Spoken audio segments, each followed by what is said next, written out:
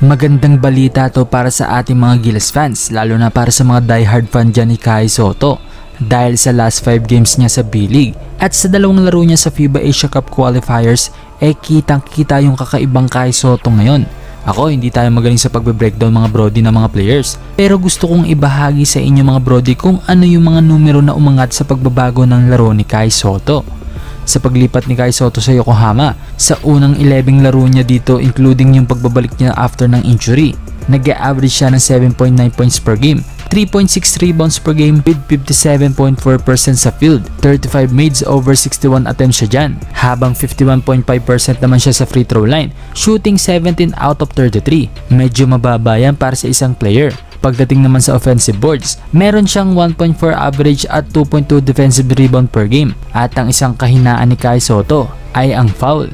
Sa 11 games niya, nag-commit ito ng 23 fouls, 2.1 average yan. While 24 naman sa foul drawn o foul committed, 2.2 naman in 11 games. With 7.8 efficiency, yan yung contribution ng isang player kapag nasa loob siya ng court. After nga ng 11 games na hindi ganong kagandang performance, agad kong napansin ang pinagbago ng laro niya pagdating ng 12 game ni Kai Sotto. Hindi man monster number na maituturing pero yung overall pagiging sentro niya ay nagagampanan niya ng maayos.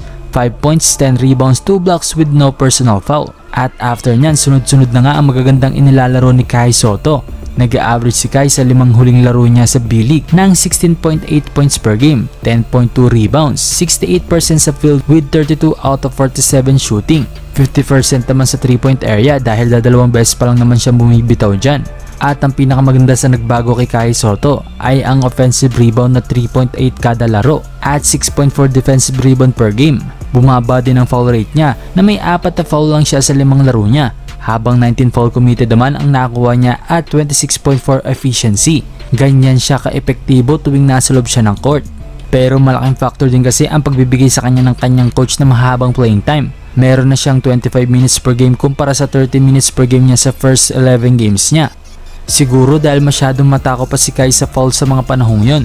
Minsan kasi ang ganda na ng opensa niya pero mapipilitan siyang ilabas dahil sa kanyang mga foul lalo na sa mga opening quarter. Isa pa, biglang taas din ang rebounding niya at hindi na siya sobrang nakafocus sa opensa.